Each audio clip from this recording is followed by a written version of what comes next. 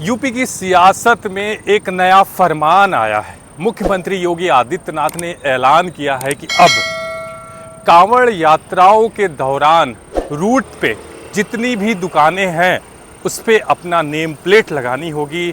वो दुकान चाहे अब्दुल की हो, वो दुकान चाहे अग्रवाल की हो, वो दुकान चाहे गुड्डू की हो, या वो दुकान चाहे किसी भी जाति की हो, अब उसको अपना नेम प्लेट लगाना पड़ेगा।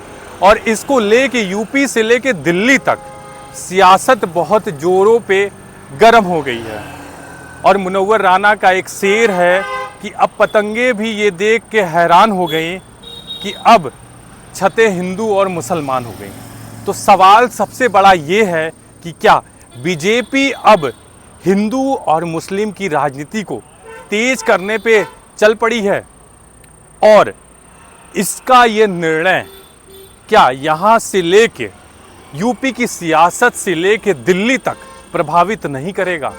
और हमने ये देखा है कि कैसे एनडीए गठबंधन के जितने भी साथी हैं वो खासा नाराज चल रहे हैं।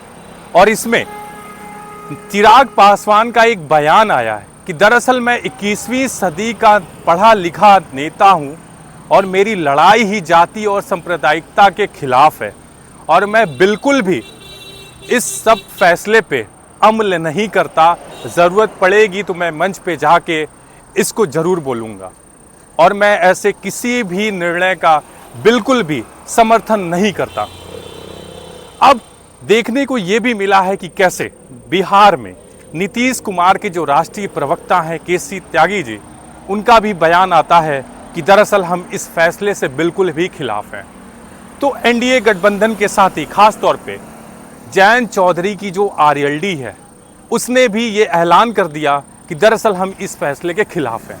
तो यूपी से लेकर दिल्ली तक दरअसल ये सियासत बड़े जोरों से गर्म हो गई है, और ये देखा जा रहा है कि क्या एनडीए गठबंधन के जितने भी साथी हैं, खास तौर पे अगर ये देखा जाए तो बीजेपी ही एक ऐसी पार्टी है जो मुसलमानों के वोट पे बिल्कुल भी भरोसा नहीं करती या उसको नहीं चाहिए होता है। लेकिन एनडीए गठबंधन के बाकी साथी आरएलडी हो, जेडीयू हो, चिराग पासवान की लोजपा हो, सबके जो है मुस्लिम उम्मीदवार के अकॉर्डिंग उसके अपने अपने वोट हैं, और इनको तो वोट चाहिए होता है। तो ऐसे में क्या ये लोग इस सियासत से उनको कितना नुकसान होगा।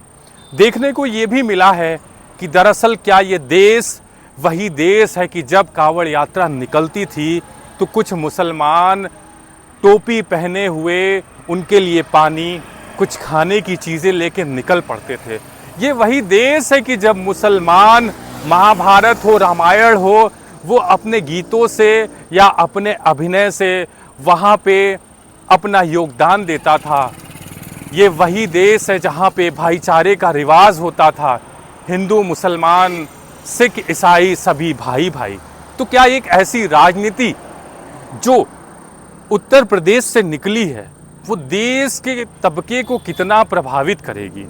क्या इसका जो कनेक्शन है उपचुनाव से नहीं जाता है, क्योंकि जब बात हम करेंगे कांवड़ यात्रा की तो जो रूट जा रहा है दरअसल वो मुजफ्फरनगर से होते हुए जा रहा है, और ऐसे में देखा जा रहा है कि उधर की कुछ सीटों खास तौर पे बीजेपी का अपना वर्चस्व कायम करने के लिए या फिर पूरे यूपी में एक बार फिर हिंदू मुसलमान करने के लिए, धर्म के अनुसार बांटने के लिए ये सियासत शुरू की गई है।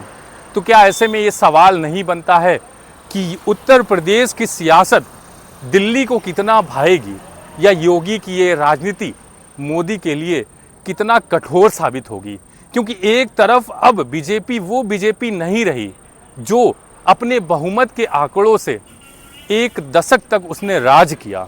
अब बीजेपी एनडीए हो गई है, और अब उसके सहयोगी साथियों से उसकी सरकार है। कह सकते हैं कि अब बीजेपी बैसाखी से सरकार चला रही है, और ऐसे में इस फैसले से चंद्रबाबू नायडू कितना अमल कर पाएंगे, क्योंकि आंध्र प्रदेश का चुनाव ही उन्होंने इस मुद्दे पे जीता था कि वो मुसलमानों के लिए कितना कर पाएंगे, उनकी मस्जिदों के लिए, उनके इमाम के लिए, उनके लोगों के लिए कितनी सुविधाएं दे पाएंगे, कितने मदरसों के बारे में बता पाएंगे या उसके लिए कर पाएंगे, तो ऐसे में क्या ये फैसला उनके लिए कठोर साबित नहीं होगा?